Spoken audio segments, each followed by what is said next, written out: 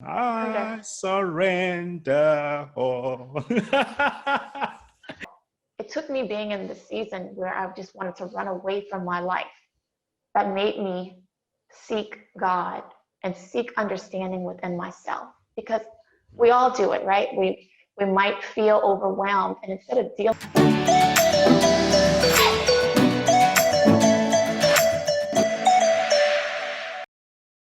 You will love today's topic because my guest and I are going to be talking about how to be you without succumbing to society's pressures and being empathetic towards others. You will feel empowered after today's talk. My guest is an author and entrepreneur. A book, Questions, Christ, and the Quarter Life Crisis, can be found on Amazon.com. She's also an advocate for mental health awareness and the pursuit of personal growth to embracing authenticity, increasing insights, and spreading empowerment. My friends, please meet Morgan Richard Olivier. Welcome, Morgan. Hi, thank you so much for having me. Thank you for coming to Apple to share your thoughts. So, Morgan, I've been on your social media pages and I've been on your website, and there's a slogan that I keep seeing, which is empowering through empathy. Can you just explain to me what that means? Yeah, so, I think especially with the world and the state that it is, so many people can point the fingers and, say it's a different country or different types of people that are the problem. But honestly, in my heart, I feel like the biggest problem in this world is the lack of empathy, the lack of being able to put yourself in someone else's shoes, to understand others, to listen to others. And whenever we can exercise empathy, we can not only empower people, but also empower ourselves. There are so many people out there, and as you were saying, I talk a lot about mental health, spiritual health, personal growth. And what comes with that is understanding who you are and who you're not, and also being able to understand another person and where they are in their journey. Okay. And if how how would someone who is not a natural empath show empathy towards someone else? Like, how do you even start that process? I think the first thing that would really help is to actually listen to another person. So many people listen and they quickly want to give their advice or their opinion because in their mind or in their experience, they're right or they know the best way. But oftentimes you have to listen and understand that we are all different people. We come from different backgrounds, religions, environments. We've, had different experiences. And if we can understand that when listening to someone, even someone that is angry or in a state of mind that may not even be rational at that point, it's a lot easier to get through whatever situation you or that person is going through, and also see things through a lens of being able to help another person because you can identify with them. Okay, guys, before we carry on, I just want to let you guys know where you can find Morgan. If you guys are on social media, you can find her on Instagram, Twitter, Facebook, Pinterest at Morgan Richard Olivier. Yes, she's Morgan Richard Olivier everywhere. Okay, all right. Yes. Morgan. Yes, all my stuff has modern Morgan, so I keep it pretty simple. Exactly. Are you also on LinkedIn by any chance? Yeah, I actually am. I need to update that as you say that, but I do have a LinkedIn, yeah. All right. So guys, you can find her on LinkedIn as well. Okay. So what are the ways which a person can learn to be themselves and also live more happily? Because one of the things that a lot of people are doing, or they feel like they're doing, is that they are being themselves and then living their own lives. And, but yet so many people are unhappy. They are suffering. They have worries. People are just not doing this whole life thing very, very well. And you Right. are an advocate for mental health and also against anxiety, against depression. Can you just share with me your thoughts on how a person can be themselves and live a more happier life? Well, from my experience, and you really brushed on it, I always struggled with insecurity, anxiety, and depression. And the problem with that is a lot of times we think that we're living our, and I'm going to put best life, because we're checking things off of our to-do list, or we may accomplish goals, but we look around, we have everything, but we feel nothing. And a lot of that comes from the fact that we have to return to our actual selves at some point. We have to understand that our version of happiness and our version of success may not align with our friends, our family, and the world's version of happiness and success. And a part of, growing is also outgrowing and, dealing with things within you. We all have toxic traits that we have to identify and address. And I think that's something that we tend to ignore. Everyone wants to hear the good message of everything's going to be great. What's ahead is better than what's behind. But we have to do the work. We have to see, if I'm struggling with anxiety, or if I'm struggling with jealousy or any other thing in life, what is triggering me to be this way? You have to go back, and to heal with things, in your life, you have to deal with them. You have to be honest with yourself to not only accept who you are, but also accept who you're not. And in doing that, as you grow and as you accept yourself and as you evolve into your actual self, the burden of other people's views and opinions are minimized because you love yourself. It's not dependent on other people. And I think once you get to that point, that's when you can truly grow, when you accept your journey, whether your journey from, yesterday and before was horrible. You may have made horrible decisions. You may have struggled mentally, physically, emotionally, financially. You have to understand that that is yesterday. You're not obligated to be that person. You're not obligated to live in that environment. You're not obligated to be around certain people. You always have the choice to do better and be better.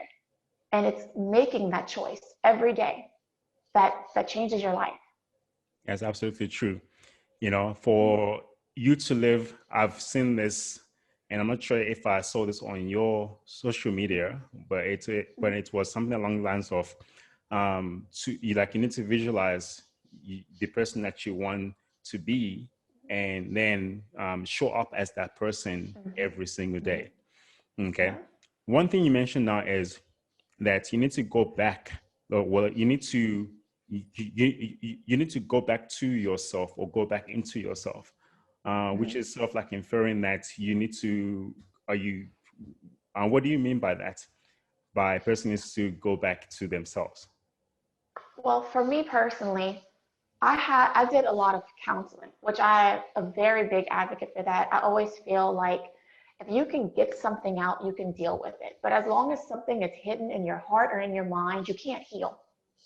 So, isolation is a great thing at times. Obviously, not to a level to where it's dangerous, but isolating yourself and really silencing influences in the world. Like for me, I went through a very deep depression. I went through a very crazy season of my life where everything was opposite. My mood was opposite, my actions, my reactions. And I found myself dealing with emotions and situations that were not only out of character for me, but they made no sense. Like I didn't understand how I got to this point. And a lot of that came from the fact that I did a lot of going through the motions. I looked perfect, my life seemed perfect, but I had things I needed to deal with. And until you kind of hit that rock bottom sometimes for some people, you don't sit down and really listen to yourself. If you're in a season where you're crying every day, you're upset, you're angry, you're holding on to regret or resentment, that's not healthy. You can ignore a lot and you can fool a lot of people, but you can't fool yourself. Absolutely. A mask can only be worn for so long. So, when I talk about things like that, people will say, well, you're being hard on yourself, or you're being this. It's not that. But you have to self-assess. We can't just go by looking the part, but falling apart at the same time. That makes no sense. Now, I remember a talk by Dr. Shifali, if I'm pronouncing her name correctly, and she mentioned, and it was a relationship talk. It was about relationships, and it was about people in relationships not actually nurturing their own inner child. And from the time that you start being a lot more more conscious, less conscious. Maybe like after the age of 8, when you start making a lot of decisions, more using more of your conscious mind to make decisions, which often leads a lot of people to live in a less conscious life. Okay, you start to put on you start living your life according to masks of society. Like how society wants you to act, and how society wants you to behave, and what society wants you to want, what culture, religion, all of those things. You start putting on all these masks, and you start being this person that's not really you, but the person that you think people want you to be. So when you mentioned that thing about masks just now, it just took me back there. And so for you, how did you then break out of, sure, you went through therapy. What was that point for you to then go, I've had enough, or, what was that point for you? I pretty much got to a point where every aspect of my life, literally, mentally, emotionally, professionally, financially, my marriage, my friendships, everything was struggling. And that was, like I said, very out of the normal for me. I used to be the strong friend, and I still am, the strong friend, but I'm a strong friend with boundaries now. I'm a strong friend that identifies her real friends now. But when you're in that place and you're masking and you're trying to live a life that you think is expected of you, you really don't see anything, outside looking in. You don't see a lot of things as they are, because you're so busy trying to keep up with who you think you should be and how you think you should feel. So like you're saying, like healing your inner child and doing things like that, taking that time to really understand and learn myself, because a lot of the things we do, it's conditioning, or the people we associate with. We find ourselves at a certain point realizing, is this my friend, or is this someone that's been in my life for this long? Are these things I enjoy doing? Are these really my hobbies? Or are these just things that have always been, readily available to me? So you start questioning everything, and you realize the person you truly are and the person you think you want to be, or the person you're trying to live up to be, are Absolutely different people. Are you an advocate for gratitude and kindness and love? And why would why are those things quite important for people to have those as part of your daily life?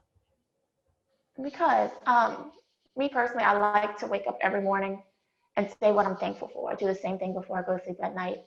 And that helps me to, well, multiple reasons, but from an anxiety and depression standpoint, it makes you focus on what you do have. Sometimes when you're anxious, you're so fixated on the future. And when you're depressed, you're so bogged down by the past. When you can sit there and you can say, I'm so grateful for my husband. I'm so grateful for this opportunity. I'm so grateful for, this and that. It really brings you to the present as well. And it keeps you humble, and it keeps you grateful and connected to God in your life and everything you're trying to do. And kindness, love. Do you meditate? Yes, those are definitely, yes. And I think kindness and love are, it's sad, but I feel like those should be basic things that people just, they don't extend all the time, Like if you would want someone to be kind and merciful and forgiving and loving to you, shouldn't you extend that to other people? There were times that we've all fallen short. We've all, failed, or we all just found ourselves in the pit. Isn't that what we wanted? Just that basic kindness and love and, not fearing judgment. Absolutely. Why can't we just extend that to other people? Absolutely. And one thing that a lot of people miss is that kindness and love, it's not just something that you have at home or with your family. It's something that you also extend out to work as well. So because as business owners, the people that you work with, a lot of people see them as people that working for them, whereas people should see them as people, because, they are people. They are there just to get the work done. And when people are seen more as people, and kindness and love is extended even in the workplace, people tend to be more loyal, and people tend to have your back more, and people tend to give you more than what is asked for and often more than what is expected as well. Right. So yeah, so I'm Mm-hmm. just touching a little bit more on that love and kindness because it is absolutely something that's important for people to Mm-hmm. actually, for people to not just carry at home, but to also carry through to their workplace as well. Yeah, Yes, you I know. agree. So for someone who is not naturally an empath, and I was accused of that in my past relationship. Mm-hmm. Okay, Mm-hmm. that you have a very low EQ, and I'm pretty sure I had a very low EQ. Okay, Mm-hmm. and for me personally, I had to do a lot of like reading, a lot of self and personal development, a lot of soul searching, meditation, all of those things, right? What advice can you give to someone who is not a natural empath, just doesn't entail something, but they just can't see the other person's point of view? It's just words hidden or bouncing off of them. Mm-hmm. Okay, what action Mm-hmm. can they take to become or appear more empathetic towards others? Well, again, I would definitely say listen. Don't be so quick to judge. And the thing that I always try to tell people, which always seems to hit home, is change the name of the person who has the problem. I mean, it's so easy to listen to someone's issue when you're saying, well, Bob has this problem or he's going through this, this, or that. But how different would it be if it was Morgan? How different would it be if the people that were gossiping about you, like, how would you feel if it was you? How would Mm, you feel if you were going through a certain situation or a certain pain? If you can take that person out and put yourself in there, that makes a huge difference. Now, for me, I've always been an empathetic person, obviously, through the years, especially through experience and counseling and really growing spiritually. I am the epitome of an empath. So my issue is putting boundaries, and a lot of people's are, to where one person might be struggling to see another person's point of view, whereas another person like myself, I have to put up boundaries because I will feel what you're feeling, if that makes any sense at all. Like, I will leave with what you're telling me because it will weigh on me. Your weight, I will want to carry it with you. And for people like that, you have to understand always that you can't pour from an empty cup. It's good to love people and be kind and want to help and do all these things, but you also have to remember that you have limits as well. So I think if people would be more open about certain conversations like the ones we're having and really check ourselves where we are on this emotional intelligence spectrum, I think it mm, would go a long way. Just remember, again, if you struggle with it, put yourself in someone else's shoes. And if you struggle to have boundaries, remember you're only so effective. I mean, you have to be healthy if mm, you want to help someone else get healthy. mm. You know, like what I do now is, like instead of, because I do think a lot, Mm-hmm. when people actually talk, like even now as you like, like as you were talking, I have to keep reminding myself to just listen with my body, be present, listen to the words. So what I generally also do as well is I just listen, like I just almost sort of like, how can I explain this? It's like I listen with my entire body, not just my ears. Yeah. Yeah. Mm-hmm. And You're fully present. I'm fully present. Yeah, absolutely, Mm-hmm. absolutely. Again, your book, okay? Mm-hmm. I wasn't gonna talk about this, but I want to talk about this. Okay. Questions, Christ, and the quarter life crisis. Okay. Yes. Can you just give Mm-hmm. me a brief what the book is about? Well, the book is pretty much my testimony and tools that I use to grow mentally, spiritually, and emotionally. And I think there is something that so many of us go through, whether we're age 20 to 35, and it's kind of like what we've brushed up on, where we're deciding and seeing that who we think we are, or who we think we want to be, may not align with who we were created to be. And I talk about the struggles I had, just different situations, and it gets very deep and very personal. But I really start off trying to help people understand that it took me being in the season where I just wanted to run away from my life that made me seek God and seek understanding within myself, because we all do it, right? We might feel overwhelmed, and instead of dealing with something, we just tuck it away. We want to compartmentalize it. But with my book, I talk about the different steps I went through: depression, remorse, wondering what was going on with me. And then also getting into my mental health and searching what was within me, seeking God. And, I never say that I found God, because God does not hide from us. I returned to him.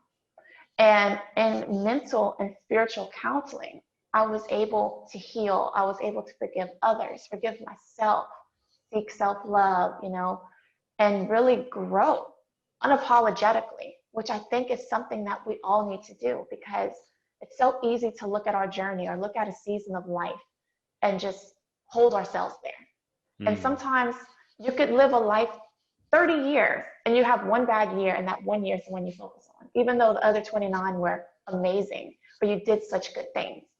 So what I really try to do is change your perspective and see your life not only as a journey, but as a testimony. Because if you can go through whatever you've gone through, whether it's, mental health issues, prison, anything in life, if you got through it, then there's a reason. There's a greater reason, and somebody needs to hear your story. So you have to keep growing and keep healing, because the world needs to grow and the world needs to heal as well. These tools that you used, what are these tools that you use personally? Well, there's a lot in the book, but in short, a lot of what I do is really focus on my motives, understand and express my feelings. And these are just like basic things, but I think understanding and expressing your feelings, it's more profound than most people understand, because a lot of people, when you're sad or you're confused, like, we're conditioned to think that being angry or being sad, like, you have to hide that, like, that's wrong. And I truly feel that's why so many people struggle with depression, because it's not being released. Like, I'm at a point in my life, if I feel overwhelmed or I'm just out of nowhere, because sometimes we'll do that, I just feel so heavy, I'll cry, I'll talk about it, I'll do whatever. I'm going to handle it right now. I'm not going to let it weigh on me. I'm not going to let it fester, because that's when it becomes a problem. So, I mean, obviously there are so many other things that I talk about, but just that little change right there makes a profound difference in your life, because you're handling your problems as you get them. You're not letting them compound for months and years and then trying to figure out why you're drowning. You're dealing with it right there, and you're learning, why you feel this way, even spiritually, because I mean, I can have you all day on here, but anxiety and depression are mental and spiritual issues, which is why for me, I had to address it mentally, but I also had to understand and address it spiritually, because you can't just solve one and just completely forget about the other. You're not going to have balance. So I talk about that, and it's changed my life, and I've gotten so many testimonies from people how it's really helped them in their season, dealing with their issues and changing their perspective. And that's really what it's all about. That to me is basically, people need to take action in order for them to fix whatever it is that's wrong in their lives. Just sitting down and just waiting for, actually not taking action. A lack of action can actually make things worse. I want to tell me a little bit more about the spirituality. How does that help you to live this happy, amazing life that you live now? Yeah. Well, it sounds silly, I'm sure, but I have this thing that, people call Godfidence. A lot of people struggle with Godfidence, like not confidence. Godfidence. Godfidence. Okay. And the reason why I feel like now more than ever, I have actual confidence, and I push myself to levels, and I actually take good, healthy risks, and I'm doing extremely well, is because I realized that I have a relationship with God. I don't have this title like I used to think I had. I was Catholic, and that was enough. I show up once a week, I'm good. Say a couple prayers. And that's obviously not a stab at Catholics. I'm just saying, because I go to a non-denomination church. But the point that I'm getting at is you can have a title all day long. You can be Baptist, Catholic, Buddhist, Hindu, whatever. But if you don't have a relationship with God, if you don't talk to him, if you aren't changing, and that's a big thing. If you are talking to him and reading your word and going to church and praying, and there's no change within you, there's a problem. Because as soon as things change within you, you realize things are changing around you. And for a person that's always struggled with anxiety and depression, I realize, like, if I want something, whether it's, a job opportunity or just anything in life, I pray and I ask God, if this is going to be for my overall good, if this is going to bring me blessings, if this is something that you want from me and will, align me to another level of my journey, I want you to bless it. I want you to pass. I want it to pass so I can walk in it. But if this is something that is going to hold me back, it's going to bring me pride and ego and, hurt anything I've worked to build and hurt my relationship with you, I want you to block it. And in doing that, I don't have so much pressure because I understand it's in his hands. Of course, I'm going to do the work. I'm going to show up. I'm going to do everything I can. But in doing that, I have faith and understand that he knows me. He knows my heart. And I want what he wants from me. So if it's a part of his plan, I will get it. If it's not, I will happily move past it. And just little things like that take your anxiety away because you realize not everything is for you, and that's okay. Not everyone is for you, and that's okay. I think we're in this generation where we want like immediate gratification and we want so much stuff. We want all the money, all the jobs, all the friends, all this, all the titles. For what? Some of these things will lead us to destruction, but we want them. But when you sit and think about it, it makes no sense. I want what is for me. I want what God wants for me. I want what's going to help me grow in all aspects of my life. And if it's going to hinder my growth in any way, I don't want it. I'm good with it passing me by. What you just said now, anyone that's listening, it's basically about accepting everything that's outside of you. It's like there's anything that causes worry and suffering and causes you stress. You just basically like accept it for whatever it is, because it's your mind projection of like into the future or into the past, and just accepting where you are right now, like the current present, still having your goals for the future and still able to work towards your goals, but just learning to be a lot more present and be. And the word that I remember back when I used to go to church was surrender to God. Yeah. Like, just surrender, surrender all. But that song. Yes, exactly though. Yeah. But that's what you do. Exactly. Yeah. Yeah, man. Morgan, Olivier, Richard, actually the other way around. Morgan, Richard, Olivier. Yeah. Thank you. Yeah. Thank you so much. I really appreciate you coming to Up Like Buddha to share your thoughts and wisdom with us. Thank you. Thank you so much for having me. Thank you. Awesome.